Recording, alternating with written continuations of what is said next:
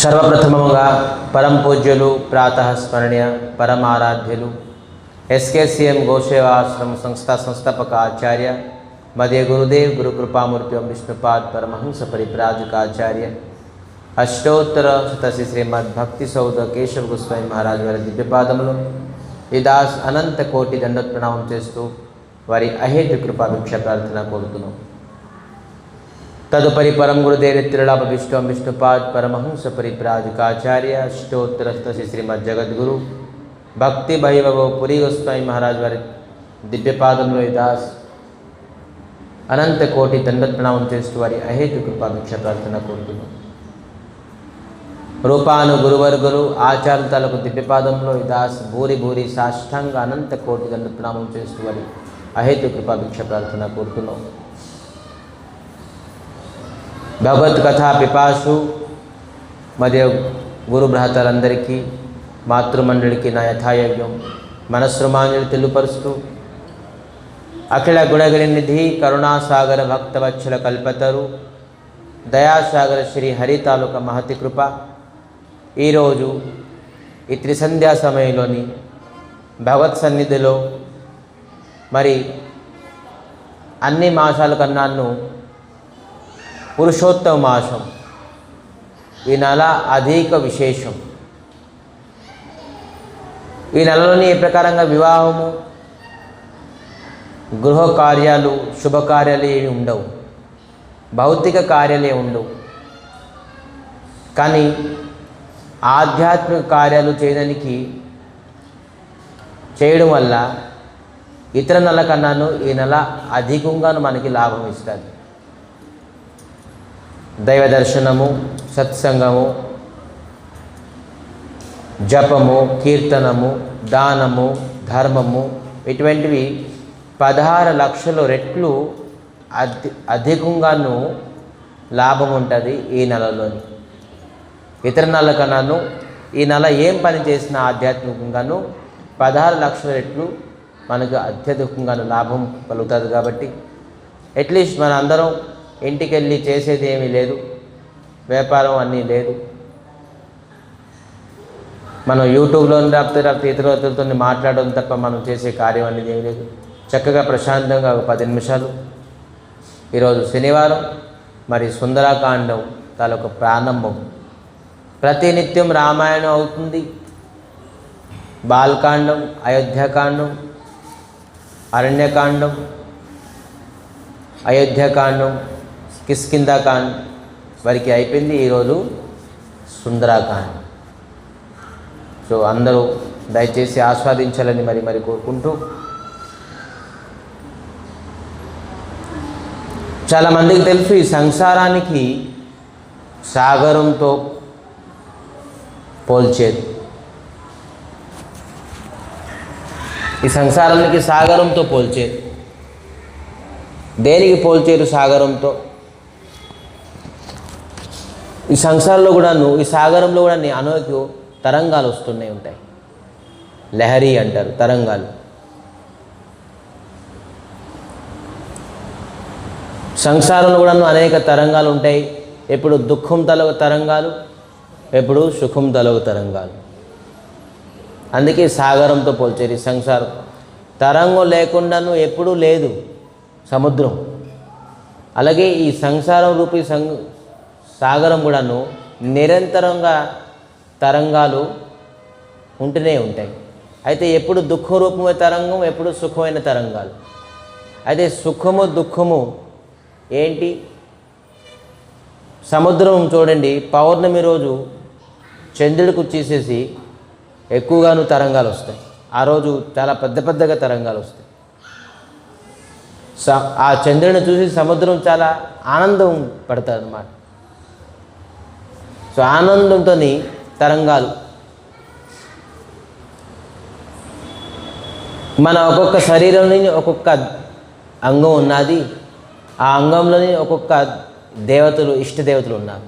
కళ్ళుకు ఒక దేవతలు సూర్యుడు, చేతికి ఇంద్రుడు, మనసుకి చంద్రుడు.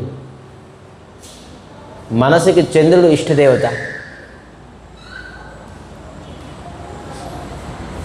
ఈ సంసారం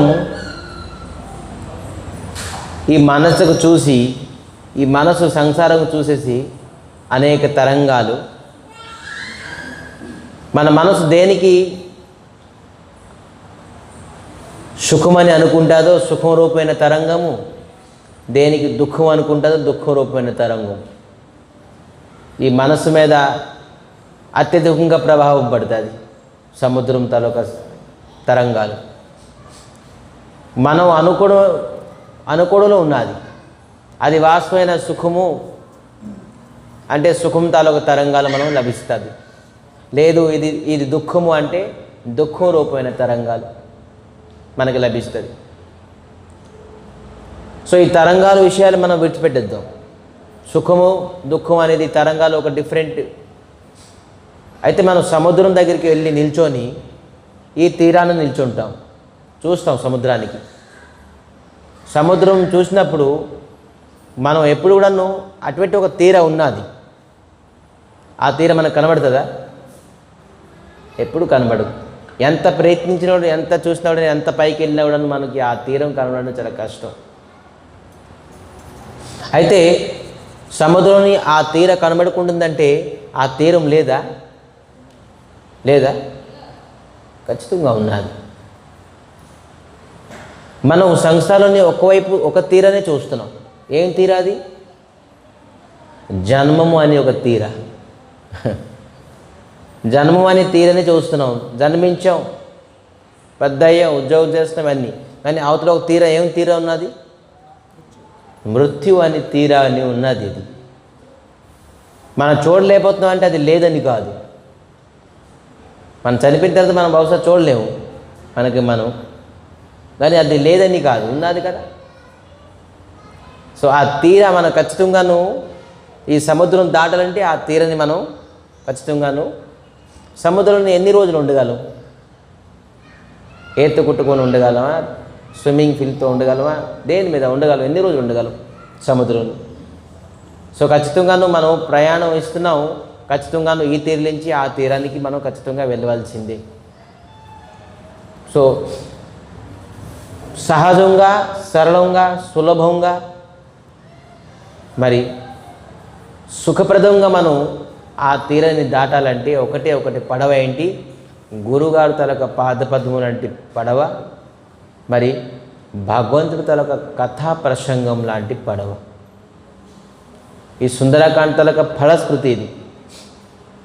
సకల సుమంగళదాయక రఘునాయక గుణగాన. సకల సుమంగళమైనది రఘునాథ్ తాలక గుణగణాలు, కీర్తి, యశ. సాదర సునహి తే తరహి భవ సింధు బినా జలజాన. చాలా సాదరంగా సునహి. సాదరంగా అంటే ఏంటి? ఎవరైతే భక్తి శ్రద్ధాలతో భగవంతుల గుణగణాలను వింటారో అతి సులభంగాను, ఏ ప్రకారంగాను నౌక పడవ లేకుండాను మీరు దాటేయచ్చు ఈ సముద్రానికి. ఈ కథ లాంటిది అటువంటిది. భగవంతుల యశ, కీర్తి, గుణగుణాలు మనం సంసారం ఎప్పుడు దాటేస్తామో మనకే తెలియదు. కానీ మనం ఈ పడవ మీద కూర్చోవాలి. ఈ పడవ భగవంతుల గుణగుణాలను కీర్తించే కథారూపమైన పడవ. గురువు ఆశ్రయం ఎందుకు? గురువు లేకుండా మనం భగవత్ప్రాప్తి ఎప్పుడు అవ్వం. కళలో కూడా అనలేవు. మీరు ఎంత ధ్యానం చేయండి, ఎంత జ్ఞానం సంపాదించండి, ఎన్ని పూజ యజ్ఞం ఎన్ని చేయండి, సద్గురు లభించకుండాను ఎప్పుడు కూడాను మీరు భగవత్ప్రాప్తి అవ్వరు.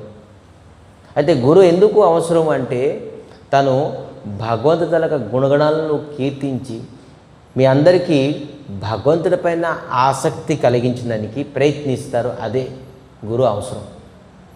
బాబు ఈ ధనం, ఈ బంగారం, ఈ వైడర్యాలు, ఈ మానము, సన్మానం, ఇల్లు, వాకులు, భార్య, పిల్లలతోనే ఇది ఆసక్తి చేయడానికి మీకు ఏ కోర్స్ అవసరం లేదు, ఏ కథ అవసరం లేదు. ఇది డిఫాల్ట్గా మీకు ఆసక్తి ఉంటుంది.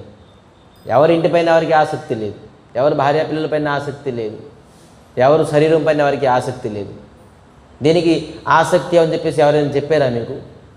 ఏ పుస్తకాలు ఉన్నాయా, ఏ శాస్త్రాలు ఉన్నాయా? నువ్వు ఇంటిపై ఆసక్తి, భార్యపై ఆసక్తి అని ఇది డిఫాల్ట్గా ఆసక్తి అవుతుంది.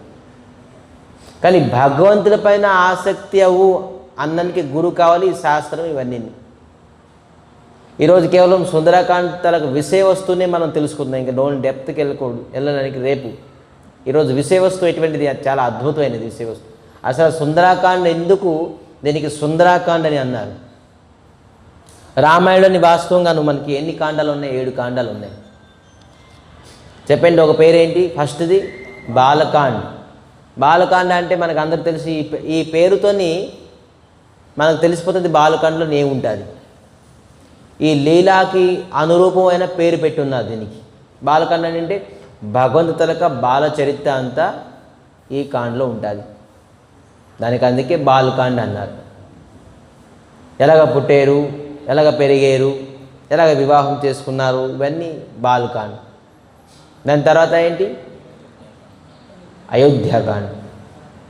అయోధ్యాకాండ అంటే అయోధ్యలోని వివాహం వచ్చిన తర్వాత ఏ ప్రకారంగాను కైకేయి, కౌసల్య, సుమిత్ర, మరి కైకేయి ఏ ప్రకారంగా వరం అడిగారు, అనేక సుఖ దుఃఖాలతో కలిగింది. ఈ అయోధ్యలోని లీల జరిగింది కాబట్టి దీనికి అయోధ్యాకాండ అన్నారు.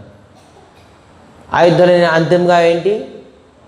14 సంవత్సరాల వనవాసం కావాలని చెప్పేసి అడిగారు కాబట్టి అరణ్యానికి వెళ్ళిపోయారు. దీనికి అందుకే అరణ్యంలోని లీలలు చేశారు కాబట్టి భగవంతుడు దీనికి అరణ్యకాండ అన్నారు. చూడండి, ఏ లీల చేస్తారో దానికి ఒక పేరు పెట్టారు. చిన్న బాలుడుగా లీల చేశారు కాబట్టి బాలకాండ అన్నారు. అయోధ్యలో లీల చేశారు కాబట్టి అయోధ్యాకాండ చెప్పారు. అరణ్యం లీల చేశారు కాబట్టి అరణ్యకాండ అన్నారు. కిష్కింధాకాండ.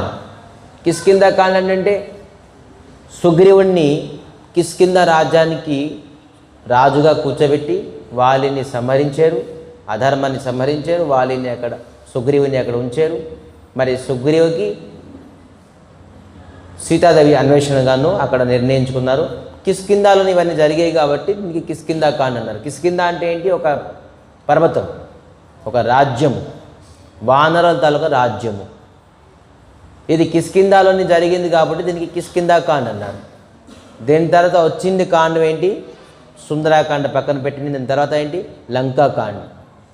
లంకాలోని అనేక కార్యాలు జరిగాయి. రావణాసుడికి సంహరించడం, విభీషణుడికి రాజాభిషేకం చేయడం, ఇది లంకాలో జరిగింది కాబట్టి దీని పేరు లంకాకాండ అన్నారు. దాని లాస్ట్కి ఏమిటి? ఉత్తరాకాండ. ఉత్తరాకాండ అని విన్నారు ఎప్పుడైనా? లంకాకాండ అని ఉంటారు కానీ ఉత్తరాఖండ్ చాలా వరకు ఇక్కడ వరకు తెలియదు. ఉత్తరాఖండ్ అంటే ఏంటి? ప్రశ్న ఉత్తరాలు అంటే ఏంటి తెలుసా? ప్రశ్న ఉత్తరం అంటే ఏంటి? Question and answer. ఉత్తర అంటే ఆన్సర్. ఈ కాండలోని గరుడ పక్షి కాకభూషణుడికి, కాకికి రాముడు తలక చరిత్ర గురించి కొన్ని ప్రశ్నలు ఇస్తారట, ప్రశ్న అడుగుతారట. ఆ ప్రశ్నకి జవాబు ఉత్తర అంటారు. దీనికి జవాబుకి ఉత్తర అంటారు. జవాబు ఇచ్చినందుకు ఎవరిచ్చారు జవాబు? కాకభూషణుడి, కాకి గరుడకి ఇచ్చారు, జవాబు ఇచ్చారు, ఉత్తరం ఇచ్చారు కాబట్టి దీనికి ఉత్తరాఖండ్ అన్నారు. ఏ ప్రకారంగా లీల ఉన్నదో ఆ ప్రకారంగా ఆ కాండానికి పేరు పెట్టారు. దీనికి సుందరాకాండ అని ఎందుకు పెట్టారు? ఇది సుందరాకాండలోని విషయ వస్తువు ఏంటంటే ఆంజనేయ స్వామి ఈ తీరం నుంచి, సముద్రం తలకు ఈ తీరం నుంచి లంకాకి, ఆ తీరంకి ప్రయాణం చేయడానికి లంకాకాండ అంటారు. సముద్ర లంఘన కాండ అనొచ్చు కదా, దీనికి సుందరాకాండ అని ఎందుకు అన్నారు? ఇదే మనం తెలుసుకోవాల్సి. ఇది ఒక విచిత్రమైన కాండ. ఇది ఈ పేరు కూడా విచిత్రం. లీలా చేశారు, పని సముద్ర లంఘన కాండ అనొచ్చు కదా, లేకపోతే ఇంకేదైనా హనుమాన్ కాండ. ఇది కేవలం ఆంజనేయ స్వామి చేస్తారు ఈ కార్యం, ఇంకెవరు దీంట్లో ఉండరు. కొన్ని హనుమాన్ కాండ్ అనొచ్చు, కానీ దీనికి సుందరాకాండ అని పేరు ఎందుకు వచ్చింది? మనం ఈ సుందరాకాండకి సుందరాకాండ అని ఎందుకు పేరు వచ్చిందని చెప్పేసి తెలుసుకోవడానికి ఈరోజు విషయ వస్తువు మనం ధ్యానంగా వినండి. ఎప్పుడైనా మన జీవితంలో మనకు పనికి వస్తుంది. ఇది వాస్తవంగాను భక్తికి మన జీవితానికి ఎంతో రిలేటెడ్గా చెప్తున్నారు. సుందరే సుందర రామ, సుందరే సుందరో కపి, సుందరే సుందరి సీతా, సుందరే కిం నో సుందర. సుందరే సుందర రామ, బాగుంది. రాముడు చాలా అందమైనవాడు. సుందరం, సుందర అంటే అందం. చెప్తున్నారు సుందరమైన రాముడు. ఆ రాముడితో అందగాడు. కోటి కందర్ప కమనీయ విశేష శోభం. కందర్ప కామదేవుడికి కూడాను మోహితం చేసేటువంటి భగవంతులకు మోహను రూపం. భగవంతుడిపై ఒకటి మోహన, మదన మోహన్, మోహనమైన రూపము భగవంతుడిది. సో అందుకే రాముడు వాస్తవంగా సుందరమే, అందమే. సీత చెప్తున్నారు సుందరే సుందరి సీత, సీత కూడా చాలా అందమైంది. మరి సుందరి సుందరో కపి, ఇక్కడ కపి అంటే ఎవరు? కోతి. కపి అంటే కోతి. కోతి ఎవరైనా అందం అంటారా? మనం ఎవరికైనా దెప్పపడాలంటే కోతిలాగా ఉన్నామంటారు, అంటే అందవికారంగా ఉన్నామని. మరి ఇక్కడ కపి సుందరి అని చెప్తున్నారు. కోతికి ఎవరైనా అందం అని అంటారా? రాముడు అందం అంటే సరే బాగుంది, రాముడు వాస్తవంగా అందం. సీతాదేవి అంటే వాస్తవంగా సీతాదేవి అందం. కానీ కపి సుందర అని చెప్తున్నారు. కోతి అందం అంటే ఎవరు చెప్తారండి? మనం తిట్టినా చెప్తారు, నీ చేష్టలు కూడా నువ్వు కోతి చేష్టలు అంటారు, నీ కోతిలాగా ముఖం ఉన్నది అంటారు. తిట్టినా కొట్టినా కోతితోని పోల్చుతారు అందవికారానికి. కానీ ఇక్కడ అందం సుందర సుందర కపిహి అంటున్నారు.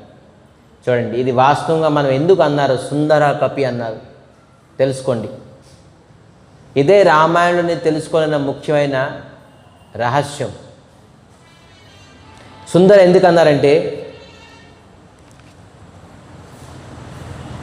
శాస్త్రం ఏ ప్రకారంగా దేనికి అందం అని చెప్తుంది.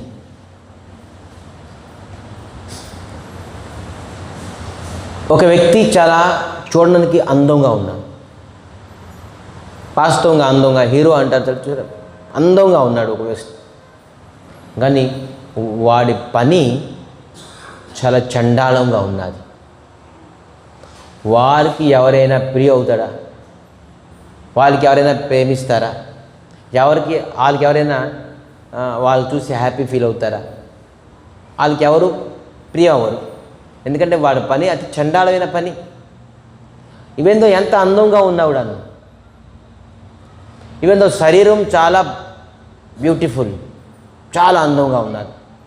కానీ వాడు నోరుపితే ఏంటి? విషమే. నోరిపితే వాడు మాటలు వెంటే ఇరిటేషన్. కొంతమంది మాటలు చూడండి ఇరిటేట్ అనిపిస్తుంది. ఏం మాట్లాడినా ఇరిటేట్ అనిపిస్తుంది. చిరాకైన మాటలు అంటుంటారు, వాళ్ళు వ్యతిరేకమైన మాటలు అంటుంటారు. అంటే విషంలాగా ఉంటుంది మాటలు ఏది చెప్పినా. సో రూపం మాత్రం చాలా అందం. అటువంటి వ్యక్తికి ఎవరైనా ప్రియుడు అవుతారా? ఇవేందో అందమైన శరీరం, ఎవరి తరొక పని, ఎవరి తరొక మాట తీరా చెడు ఉంటుందో వాడికి ఎవరు ప్రియ అవ్వడు. అతను ఎప్పుడు అందం ఉండరు. బహుశా చూడడానికి అందం అవ్వచ్చు, కానీ వాడి కార్యము మరి వాడి తాలూకా మాటలు తీరా అందవికార, అసుందరం, సుందరం కాదు. అదే విధానంగాను ఎవరైతే పని అందమైన పని, ఎవరి పని అందమైనది, ఎవరైతే నిత్యం నిరంతరంగా అందమైన మాటలు ఆడుతుంటారో వాడి జీవితం వాస్తవమైన అందమైనది. ఇవెంత వాడు కోతిలాగా ఉన్నాడు, వాడు అందగాడే. నేను అందమైన ఇల్లు కట్టాను, నేను అందమైన బండి కొన్నాను, ఇది వాస్తవమైన మన జీవితానికి అందం తీసుకొస్తుందా? నేను అందమైన భార్యాన్ని వివాహం చేసుకున్నాను, అందమైన పిల్లలు ఉన్నారు. అందం వల్ల ఈ అందమైన భార్య, పిల్లలు, అందమైన ఇల్లు, బండితోని మన జీవితం ఎప్పుడు అందం అవ్వదు, సుందరం అవ్వదు. ఇది మన రామాయణం చెప్తుంది. సుందరం అంటే నేను ఏం చెప్తాను తర్వాత ఒక 2 నిమిషాలు. నాకు ఏంటి సుందరం సుందరం అని, ఎందుకంటే సుందరాకాండ చెప్తాను కాబట్టి నేను సుందరం అంటున్నాను ఎక్కువగా. సుందరం తల ఒక వ్యాఖ్య ఇంకా ముందు చెప్తాను. సుందరమైన భార్య, పిల్లలు, సుందరమైన ఇల్లు, సుందరమైన బండి, ఏది ఉన్నా కూడాను జీవితం. అయితే అతి సుందరమైనది ఏంటి?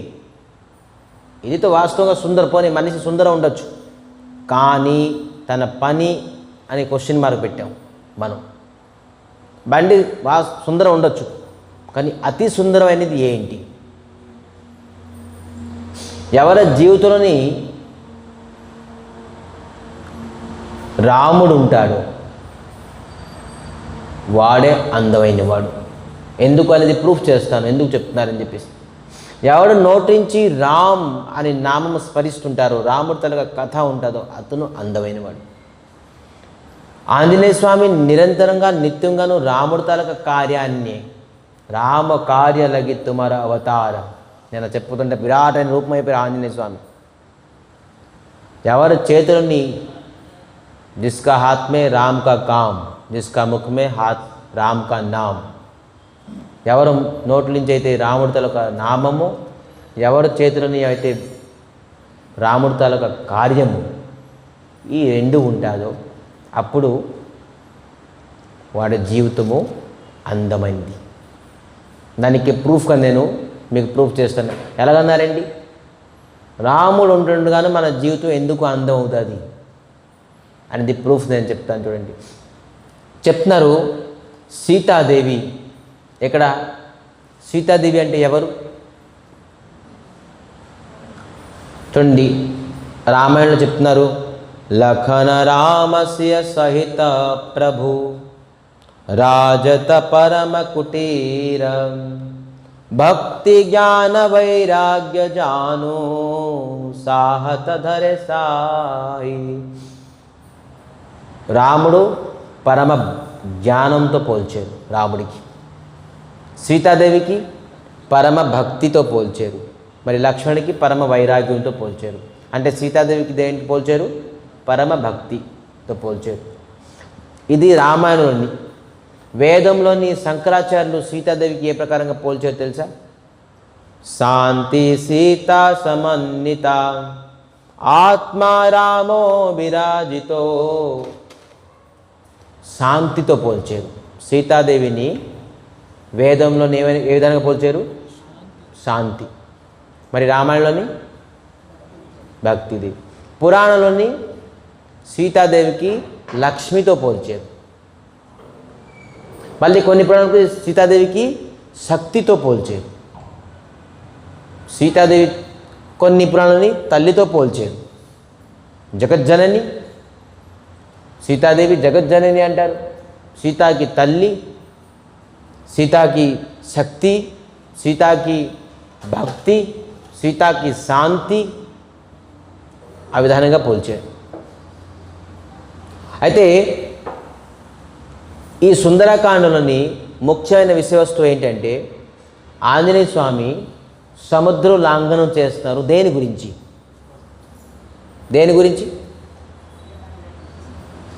సీతాని అన్వేషించడానికి, సీత దగ్గర సీతకి పొందడానికి. ముఖ్యమైన సుందరకాండలోని విషయవస్తువు ఏంటంటే సీతాదేవిని అన్వేషణ చేయడానికి, మళ్ళీ సీతాదేవికి పొందడానికి. ఆంజనేయ స్వామి ఈ సముద్రం ఈ తీరం నుంచి ఆ తీరానికి వెళ్తారు, సీతాదేవిని దర్శిస్తారు. రాముడి తాలూకా సందేశాన్ని సీతాదేవికి అందజేస్తారు, సీతాదేవి తాలూకా సందేశాన్ని రాముడికి అందజేస్తారు. మరి విభీషణుడి తాలూకా రాజు, ఇదే ఉంటుంది సుందరకాండలో. సో ఎవరు సీతాదేవికి పొందడానికి కోరుకోరు. సీత అంటే ఎవరు? శాంతి. సీత అంటే ఎవరు? భక్తి. సీత అంటే ఎవరు? లక్ష్మి. ఏ వ్యక్తి శాంతిని పొందడానికి అనుకోరు? ప్రతి వ్యక్తి ఉద్యోగం, సద్యోగం, భార్య, పిల్లలు. సో ఎవరు జీవితంలోని శాంతిని కోరుకోరు? లక్ష్మి అవసరం లేదు, భక్తి అవసరం లేదు.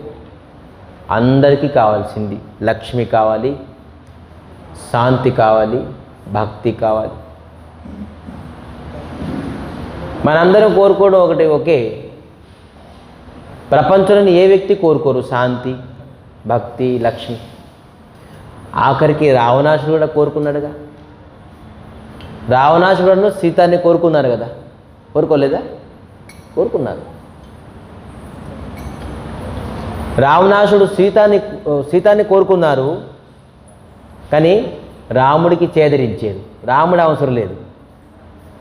ఇదే టాపిక్ చూడండి, ధ్యానంగా వినండి. సీతాన్ని కోరుకున్నారు, కానీ రాముడిని చేదరించారు. మరి వాళ్ళ చెల్లెలు శూర్పణఖ రాముడిని కోరుకున్నారు, సీతాని చేదరించారు. వీళ్ళందరూ డిఫరెంట్. ఈ అన్న చెల్లి, అక్క చెల్లెలు, అన్నయ్య విచిత్రమైనది. కానీ వాస్తవంగా ఒక విషయం తెలుసుకోవాలి దీంట్లో. ఇదే మెయిన్ టాపిక్. మీరు పొందితే సీతారాములు ఇద్దరిని పొందగలరు, పొందలేకపోతే సీతారాముని ఇద్దరిని కూడా పొందలేరు. ఇదే రామాయణం అనేది నేర్పిస్తుంది. పొందితే సీతారాములను పొందగలరు, పొందలేకపోతే మీరు సీతారాములను పొందలేరు. దాని అర్థం ఏంటి? మీరు ఒకవేళ రాముడిని పొందుతేక సీతాని పొందగలరు, భక్తిని పొందగలరు, లక్ష్మిని పొందగలరు. ఒకవేళ లక్ష్మి పొందితే, సీతాన్ని పొందితే, శాంతిని పొందితే ఆటోమేటిక్గా రాముడు మీ దగ్గరికి వస్తారు. మీరు ఒకటి వద్దు అంటే ఎవరు మీ దగ్గరికి రారు. ఈరోజు లక్ష్మి కావాలంటున్నాం మనం, కానీ రాముడు వద్దు. రాముడు ఎవరికి కావాలి? లక్ష్మి కావాలి. అంటే ఎవరు? ఇది మనస్థితి, రావణాసురుల యొక్క మనస్థితి. ఎవరు శాంతి కావాలనుకుంటారు, లక్ష్మి కావాలనుకుంటారు, కేవలం భక్తి కావాలనుకుంటారు, కానీ రాముడు అనుకోరో వాళ్ళు రావణాసురుడు లాంటి వాడు. రావణాసురుడు కేవలం సీతానే కోరుకున్నారక. సో ఇది మనకి రామాయణం శిక్ష నేర్పిస్తుంది. ఎవరైతే ఒకరు కోరుకుంటారో, రాముడి కోరుకోరో, వాళ్ళ తాలూకా రావణాసురుడు తాలూకా గతి. సో 2 minutes చెప్పేసి కథకి ఇక్కడ విరామం చేద్దాం, డిస్టర్బెన్స్ అవుతుంది. సో ధ్యానంగానే 2 minutes లాస్ట్. సో సీతాదేవిని కోరుకున్నారు కాబట్టి రావణాసుడు తనకి ఏ ప్రకారంగానూ దండితమైంది, ఏ ప్రకారంగానూ ప్రభావం వాళ్ళకి కనబడ్డది. సో రావణాసుడు ప్రకారంగా మనం జీవితం అవ్వకూడదు. మనకు సీత కావాలి అంటే దేనికి? రాముడు కావాలని లక్ష్మి కోరుకుంటున్నాం, భక్తి కోరుకుంటున్నాం, శాంతి కోరుకుంటున్నాం. రాముడు కావాలని, రాముడు పొందాలని భక్తి పొందుతున్నాం. ఆంజనేయ స్వామి భక్తిదేవిని అన్వేషించి రాముడి దగ్గరికి వెళ్ళి చెప్పారు. తను ఆస్వాదించలే. మనం డబ్బు సంపాదిస్తున్నాం, శాంతిని సంపాదిస్తున్నాం, భక్తిని సంపాదిస్తున్నాం. దేని గురించి? ఇది రాముడికి ఉపయోగం అవ్వాలి. ఎప్పుడైతే రావణాసుడిలాగా నాకు ఉపయోగం అవ్వాలని చెప్పేసి అనుకుంటారో అప్పుడు రావణాసుడి గతి మనకి అవుతుంది. నాకు శాంతి కావాలి, నేను ఒక మంచి ఇల్లు కడతాను, నాకు శాంతి కావాలి, నేను మంచి ఉద్యోగం చేస్తాను, నాకు శాంతి కావాలి, నేను మంచి బండి కొనుక్కుంటాను, మంచి భార్య పిల్లలు వివాహం చేసుకుంటాను, పిల్లలు కంటాను, నాకు శాంతి కావాలి అనుకుంటే మనకి రావణాసురుల గతి పొందుతుంది. ఈ శాంతిని పొంది రాముడు సేవలో ఉంచుతాను. రాముడు సేవ, సీతాదేవి రాముడు సేవలను ఉంటారు. ఇది మనకి రామాయణం శిక్ష ఇస్తుంది. మన శాంతి, ఆ శాంతిని ఆ శాంతిని నేను పొందుతానని చెప్పేసి రావణాసుడు అనుకున్నాడు. అందుకే రావణాసుడు గతి ఏమైంది. లక్ష్మిని పొందుతాను భగవత్ సేవలో,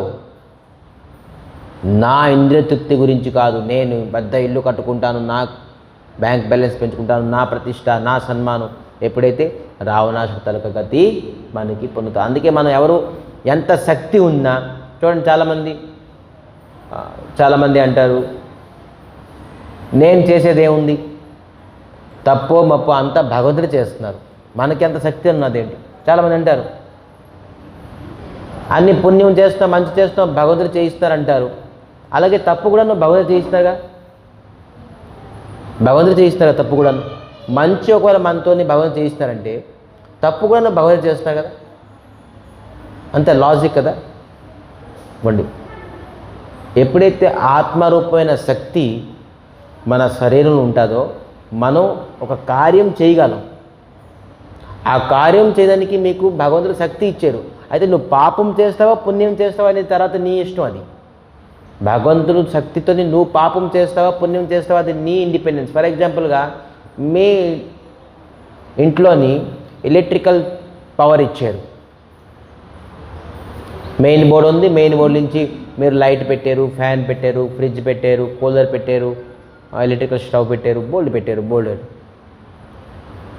ఆ కరెంటుని నేను పట్టుకొని చచ్చిపోతాను అంటే అది ఎవరి దోషం? నీకు ఎలక్ట్రికల్ పవర్ ఇచ్చారు, ఇవన్నీ ఉపకరణం నువ్వు వ్యవహారం చేసుకో అని చెప్పేసి. లేదు నేను పట్టుకొని చనిపోతాను, నేను చనిపోయిన తర్వాత కరెంటుని దోషం ఇస్తాను, కరెంటుని కేసు ఇస్తాను, ఈ కరెంటు నన్ను చంపించింది అని. అది ఎంతవరకు నిజం? అది భగవంతుడు మనకు శక్తి ఇచ్చారు వాస్తవంగా. భగవంతు శక్తి మనలో లేకపోతే మనం శవం అయిపోతాం. ఎందుకంటే ఆత్మ మన శరీరం నుంచి వెళ్ళిపోయింది అనుకోండి, మనం ఏం పని చేయలేం. ఆత్మరూపమైన భగవంతుడు మన శరీరంలో ఉన్నది కాబట్టి శక్తి ఈ శరీరానికి ఉన్నది, శక్తి ఇచ్చారు. అయితే నువ్వు ఏ ప్రకారం చేస్తావు? నువ్వు పాపం చేస్తావా పుణ్యం చేస్తావా మంచి చేస్తావా అనేది నీ ఇష్టం. నువ్వు దేనికి నీకు కత్తి ఇచ్చారు, దానికి నువ్వు వెజిటేబుల్స్ కట్ చేయి, ఫ్రూట్స్ కట్ చేయి, లేదు ఒకరు ప్యాక్ కోస్తానంటే అది నువ్వు యూజ్ చేసే బట్టి. ఒక శక్తి ఇచ్చారు నీకు, కానీ స్వతంత్రం నువ్వేం చేయాలనుకుంటావు. నువ్వు పాపం చేస్తే పాపం తగ్గట్టుగా నువ్వు ఫలితాలు అనుభవిస్తావు, పుణ్యం చేస్తే పుణ్యం తగ్గ ఫలితాలు అనుభవిస్తావు. కానీ రావణాసుడు ఏంటి అనుకున్నాడంటే శక్తి ఉన్నవాడే భగవంతుడు అనుకుంటున్నాడు. నాకు అధికం శక్తి ఉన్నది, నేనే భగవంతుడు, నేను చేసిందే రాజ్యము, నేను చెప్పిందే వాక్యము. అందుకే తనకి అధోగతి పొంది. శక్తి ఎవరిది? శక్తివంతుడిది. ఈ శక్తివంతుడు ఎవరు? భగవంతుడు. కానీ ఈ రావణాసుడు అది తెలుసుకోలేపాడు. అతను ఏమనుకున్నాడంటే శక్తి నా దగ్గర ఉన్నది, నేనే భగవంతుడని. అరే శక్తి శక్తివంతుడిది. నీకు శక్తి కొంతకాలం వరకు ఇచ్చారు, నీకు శాశ్వతంగా ఈ శక్తి ఉండదు. సో శక్తి ఉన్నదని చెప్పేసి మనం భగవంతుడు అయిపోం. మన దగ్గర ఇప్పుడు లక్ష్మి ఉన్నది, ధనం ఉన్నదంటే మనం లక్ష్మీపతి అయిపోం. లక్ష్మీపతి శ్రీమన్నారాయణుడే, శ్రీహరియే, విష్ణుమూర్తియే, శ్రీకృష్ణుడే. ఆ లక్ష్మికి మనం పతి అయిపోతాం.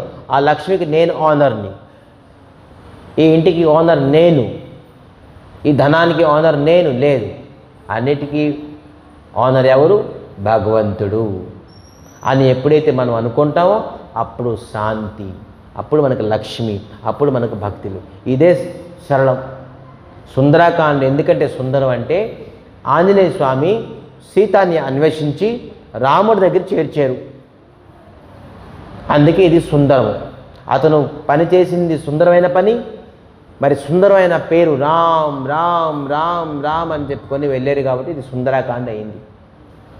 మనం ఎప్పుడైతే మన జీవితంలో మన కార్యము భగవంతుడిదే ఉంటుంది, మరి ఏ కార్యం చేస్తామో దాని ఫలితం భగవంతుడికి సమర్పిస్తామో అప్పుడు మన జీవితం సుందరం అవుతుంది. అప్పటి వరకు మన జీవితము అసుందరమే, కష్టమే, నష్టమే. సో మనకి శక్తి ఉన్నదని చెప్పేసి మనం దానికి దుర్వినియోగం చేసుకొని ఆ లక్ష్మి సంపాదించి, ఆ శాంతిని సంపాదించి నా తాలూకా కోరికలు, ఇష్టాలు, మన సుఖము, ఎలాగ రావణాసుడు తన సుఖం గురించి సీతాదేవిని పట్టుకొచ్చారు. సీతాదేవి అన్వేషణ చేయడానికి రాముడు వెళ్ళారు, సీతాదేవిని పొందడానికి రావణాసుడు వెళ్ళాడు. రావణాసుడు తలకు గతి ఎలాగ అయ్యింది, ఆంజనేయ స్వామి తలకు గతి అలా ఉన్నది. ఆంజనేయ స్వామి ఆ పని చేశారు కాబట్టి నిత్యం చిరంజీవిగా ఇప్పటికీ పూజించబడుతున్నారు. ఒక బాంధవుడైన ఏమైంది, ఇప్పుడు పూజించబడదు. ఎందుకంటే సీతాదేవిని అన్వేషించి రాముడికి సమర్పించారు. అది ఆంజనేయ స్వామి చేశారు. అందుకే ఇది సుందరాకాండ అయింది. ఎవరి జీవితం సుందరం అవ్వాలంటే, అందం అవ్వాలంటే సీతాదేవిని భక్తిని పొంది రాముడు తాలూకు టార్గెట్ ఉంచుకోవాలి. రాముడు నాకు ముఖ్యమైన ఉద్దేశం ఉండాలి. చాలామంది మనం భక్తి చేస్తాం దేనికి? డబ్బుకి. భక్తి చేస్తున్న దేనికి? మన ఇంట్లో అమంగళాలు పోవాలి. భక్తి చేస్తున్న దేనికి? నాకు ఉద్యోగం కావాలి. భక్తి చేస్తాం ఎందుకు? మనం తనకు విఘ్నాలన్నీ పోవాలి. భక్తి చేసినందుకు మా పిల్లలకి వివాహం అయిపోవాలి. దేని గురించి భక్తి చేస్తే రాముడు ఎప్పుడూ ఉండరు. ఆ భక్తి నీ కోరికల గురించి నువ్వు చేస్తున్నావు అంటే నువ్వు రావణాసుడివి. సీతాన్ని పట్టుకొచ్చి నీ కోరికలను నువ్వు పెట్టుకుంటున్నావు. నువ్వు భక్తి చేస్తావు, నీ తల కోరికల్ని, నీ సుఖం గురించి నువ్వు ప్రయత్నిస్తావు. అందుకే నువ్వు రావణాసుడివి. రావణాసుడికి వినాశం ఖచ్చితంగా ఉంటుంది. అందుకే మనందరికీ వినాశం, మనం అధోగతిని పొందుతున్నాం. రావణాసుడికి ఎంత టెన్షన్. సీతాన్ని అపహరణ చేసుకుని వచ్చాడు కానీ ఒక్కరోజు శాంతిగా పడుకోలేదు. అందుకే మనం ఏం చేసినా మన ముఖ్యమైన ఉద్దేశం ఎప్పుడైతే రాముడు కాదు, మనం ఎప్పుడు శాంతి ఉండం. మన ముఖ్యమైన ఉద్దేశం మనకు పిల్లలు పుట్టారు, అరే మీరందరూ రాముడిని స్మరించాలి, చదువుకోండి, ఉద్యోగం చేయండి, స్కూల్కి వెళ్ళండి, కానీ నిరంతరంగా రాముడిని స్మరించండి. పొద్దున్న లేచి రాముడు స్మరించండి, రాత్రి పడుకునే ముందు రాముడు స్మరించండి. ఈరోజు నేను ఏం తప్పు చేశానో, ఏం తప్పు చేయలేదో, మంచి చేశానో, రాముడు నువ్వే నాకు రక్షించాలి. పొద్దున్న లేచి ఈరోజు నేను ఏ ప్రకారంగా ఎవరికి హాని చేయకూడదు, ఎవరికి ఏ ప్రకారంగా బాధ పెట్టకూడదు, అది నువ్వే నాతో చేయించాలి. 2 సార్లు వెళ్ళి ఈ విధంగా రాముడికి చెప్పండి. మీ దినచర్య ఎంత బాగా, ఎంత అందంగా అవుతుంది, ఎంత సుందరంగా అయిపోతుంది, సుందరాకాండలాగా అయిపోతుంది మీ జీవితం కూడా.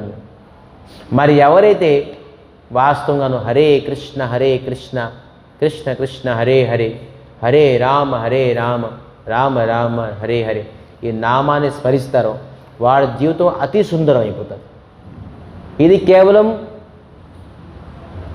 మన ఆశ్రమం కాదు, ప్రపంచంలోని మలమూలలోని ఈ నామాన్ని, మన దేశమే కాదు విదేశంలో కూడా ఈ నామాన్ని స్మరించి వాళ్ళు ఒక్కొక్కరు ఎంత తప్పు పని చేసిన వాళ్ళు, పాడు పని చేసిన వాళ్ళు, వాళ్ళు చక్కగాను భక్తి చేసి ఎంత అందం అయిన జీవితాన్ని పొందుతున్నారు తెలుసా?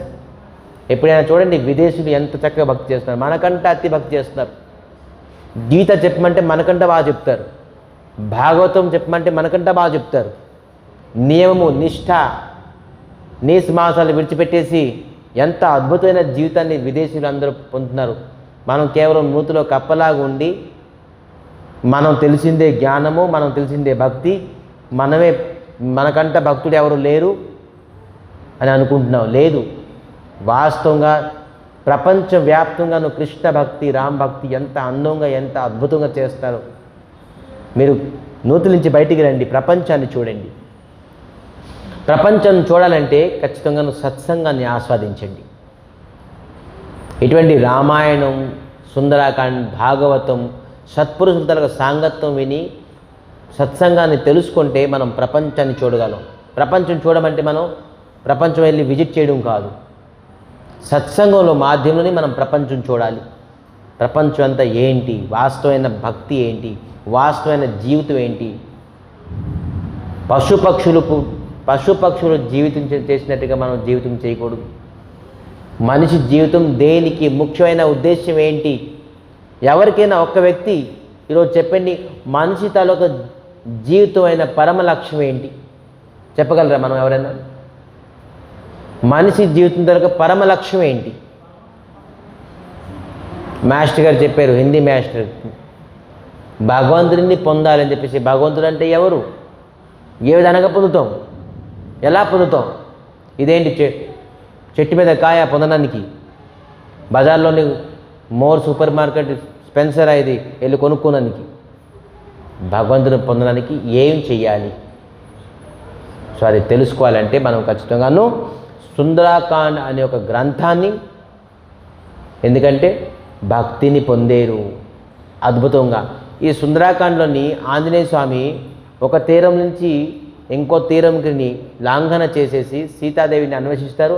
ఆ లాంఘన చేసినప్పుడు అనేక విపదాలని ఎదుర్కొంటారట. అదే మన జీవితంలోని విపదాలన్నీ ముందుకు వస్తాయి. ఆ విపదాలన్నీ దాటుకుంటూ భక్తిని పొంది రాముడు సుఖం ఎప్పుడైతే కోరుకుంటామో మన జీవితంలో పరమ లక్ష్యం ఇది. రాముడే మన జీవితంలోని పరమ లక్ష్యం ఉండాలి. ఎవరి జీవితంలోని రాముడు కృష్ణుడు పరమ లక్ష్యం లేరో వాళ్ళు ఎప్పుడు కూడాను, రావణాసుడికి సకల ఐశ్వర్యం ఉండేది, దేవతలు కూడా అంత ఐశ్వర్యం లేక ఉండేది, కుబేరుడు కూడా అంత ఐశ్వర్యం లేక ఉండేది, రావణాసుడికి అంత ఐశ్వర్యం ఉండేది. కానీ అంతిమంగా ఏమైంది? మనం ఐశ్వర్యం వెనకాతలు వెళ్తే, భార్య పిల్లలు వెనకాతలు, రావణాసుడికి అందమైన స్త్రీ లేకుండా లేదు. చూసే ప్రతి అందమైన స్త్రీ రావణాసుడు అనుభవిస్తుండేది. ఏమైంది సుఖం? సో మనం ఇటువంటి అసురమైన ప్రకృతి మనం వదిలేసి మనిషి తలకు ప్రకృతి ఏంటి, ఆ మనిషి తలకు ముఖ్యమైన లక్ష్యం ఏంటి అని తెలుసుకొని మన జీవితాన్ని గడుపుకుంటే ఇది కేవలం సత్సంగ మార్గంలోనే మనకి లభిస్తుంది. ఎప్పుడు సత్సంగంలో మనం కూర్చోలేదు అప్పుడు మనిషి తలకు జీవితం తరకు లక్ష్యం ఎప్పుడు మనం తెలుసుకోలేము. మనం కేవలం నూతులని కప్పలాగి వండుకొని మనకు తెలుస్తుందే, మనం చూసిందే, మనం చదివింది ఇదే శ్రేష్టం అనుకుంటాం. దీనికంటే శ్రేష్టమైనది ఏంటి అనేది మనకి ఎప్పుడు తెలియదు. అందుకే సత్సంగం మాధ్యమంలోని ప్రపంచాన్ని చూడండి, శాస్త్రం వినండి, శాస్త్రం చదువుకోండి, శాస్త్రం తెలుసుకోండి. ఏ విధానంగా శాంతిని పొందగలం, ఏ విధంగా లక్ష్మి పొందగలం, ఏ విధంగా భక్తి పొందగలం. సో అందరూ మనం తలుచుకుంటున్నాం, శాంతిని పొందుదాం, భక్తిని పొందుదాం, లక్ష్మిని పొందుదాం. కానీ ఎలాగా పొందాలి, ఏ విధానంగా పొందాలి, ఏ విధానంగా తనకు పొంది వినియోగించుకోవాలి అది తెలుసుకుని మనం సుందరకాండ తాలూకా కథని ముందుకు తీసుకెళ్దాం. రేపు సుందరకాండ తాలూకా ప్రారంభము. ఇవి కేవలం విషయ వస్తువే, బాగోలేదు వాతావరణం, అందరూ వెళ్తారు. సో కేవలం ఇది విషయ వస్తువు. సుందరకాండ అంటే ఏంటి? ముఖ్యమైన విషయ వస్తువు. ఒక తీరం నుంచి ఇంకో తీరం లాంఘన చేసి సీతాదేవిని, భక్తిదేవిని అన్వేషిస్తారు. భక్తిదేవి, మనం కూడాను భక్తిని పొందాలంటే కొన్ని ఆటంకాలు మనకి ముందుకు వస్తాయి. ఆ ఆటంకాలు ఏంటి? ఆంజనేయ స్వామి ఏ విధానంగానూ ఆ ఆటంకాన్ని ఎదుర్కొన్నారు, అదే విధంగాను మనం ఎదుర్కొంటూ ఆ ఆటంకాలన్నీ భక్తిని పొందాలి. అది మనకి సుందరకాండ నేర్పిస్తుంది. అప్పుడు మీ జీవితం సుందరమైపోతుంది, అందమైన జీవితం అయిపోతుంది. సో మనం ఒక్కొక్క స్టెప్స్ని చక్కగా అద్భుతంగాను ఈ సుందరకాండని ఆస్వాదిద్దాం. రేపు ఇదే సమయంలోని 7:30కి మనం మళ్ళీ సుందరకాండని ప్రారంభిద్దాం. మరి ఒకవేళ రాపోయిన పక్షంలోని వాళ్ళు మన వాట్సాప్ ఛానల్ని వీడియో మాధ్యమంగాను ఆస్వాదించగలరు. ఎవరైతే మన వాట్సాప్ ఛానల్ సబ్స్క్రైబ్ చేయాలనుకుంటారో వాళ్ళు సబ్స్క్రైబ్ చేసి రేపు కథాన్ని ఆస్వాదించాలని మరి కోరుకుంటూ ఈ కథకి ఇక్కడ విరామం చేస్తున్నాం. 2 minutes అందరూ కీర్తన చేయాలి. హరే కృష్ణ, హరే